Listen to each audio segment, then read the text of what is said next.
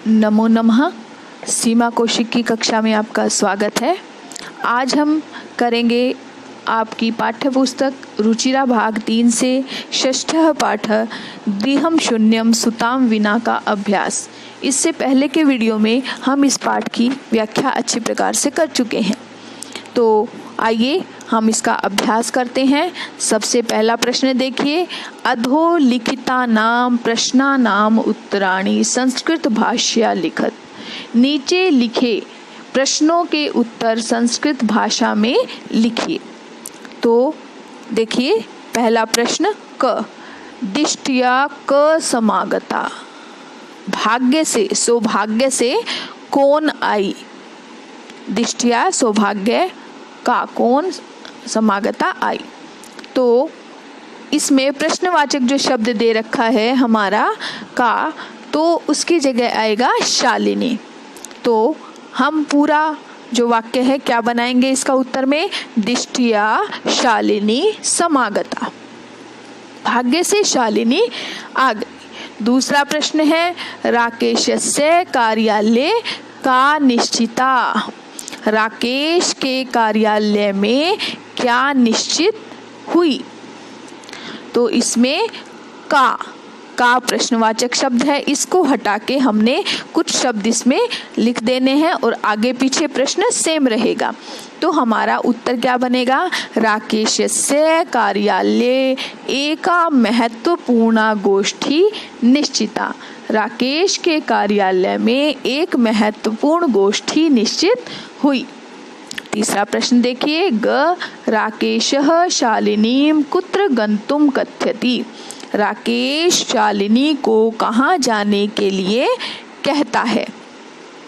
तो इसमें हम कुत्र की जगह शब्द ऐड करेंगे और कैसे बन जाएगा ये, राकेशः शालिनीं माल्या सह चिकित्सिकां प्रति गन्तुं कथयति, राकेश शालिनी को माला के साथ चिकित्सिका के पास जाने के लिए कहता है।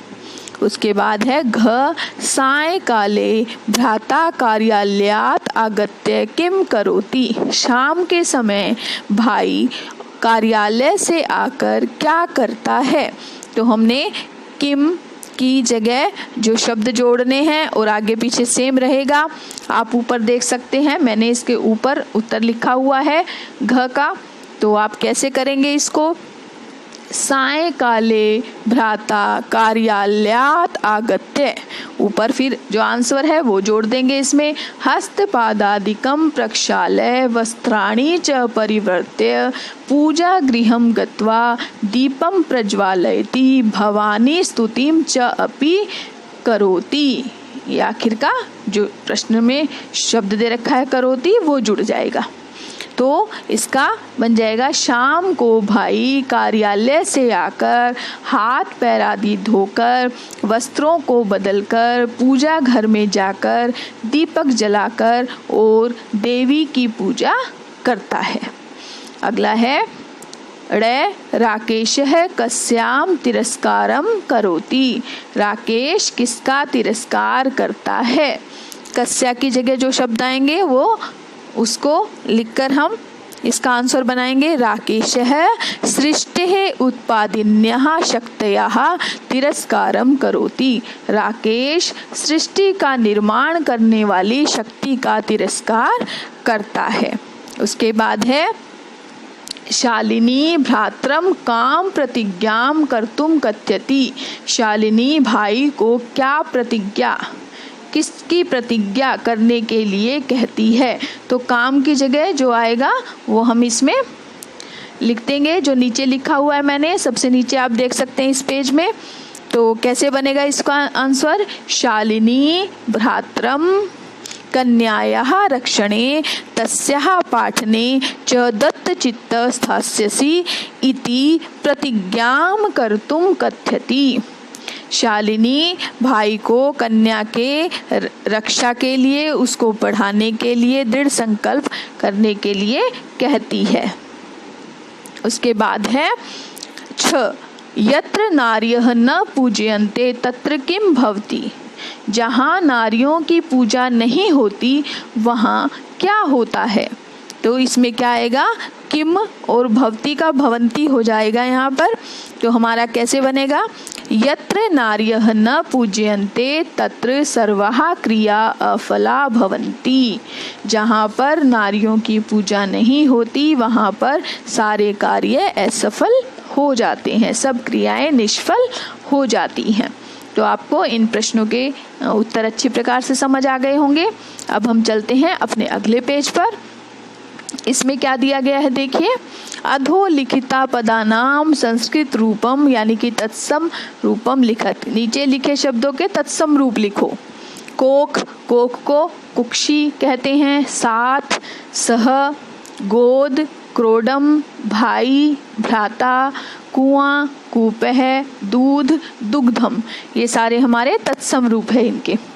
उसके बाद देखिए, उदाहरणम अनुसृत्य कोष्ठक प्रदत्तेषु पदेषु तृतीया विभक्तिम प्रयुज्य रिक्त स्थानानि पूरयत। कि उदाहरणों का अनुसरण करके या उदाहरण का अनुसरण करके ब्रैकेट में दिए गए जो पद हैं उसकी तृतीया विभक्ति का प्रयोग करके रिक्त स्थान पूरे करने। हमने तृतीया विभक्ति लगानी है इसमें, और वचन जो भी होगा वाक्य के अनुसार हम लगाएंगे तीनों वचनों में से।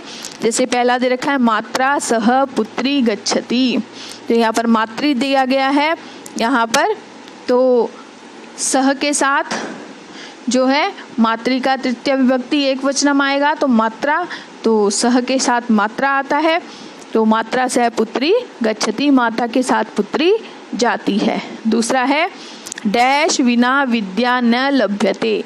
इसमें यहाँ पर परिश्रम का परिश्रमेण हो जाएगा, क्योंकि हमारा विना के साथ द्वितीया तृतीया पंचमी तीनों ही विभक्तियाँ लगती हैं, तो परिश्रमेण परिश्रम के बिना विद्या प्राप्त नहीं होती, परिश्रमेण बिना।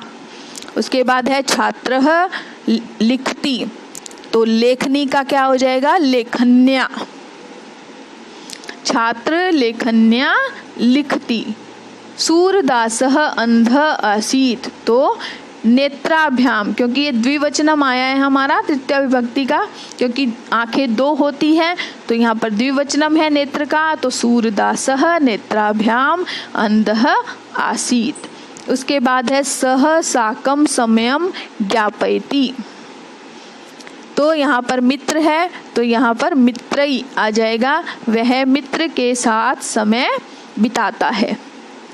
उसके बाद चौथा प्रश्न देखिए, क स्तंभे विशेषणम पदम दत्तम ख स्तंभे च विशेष्य पदम तयोर मेलनम कुरुत।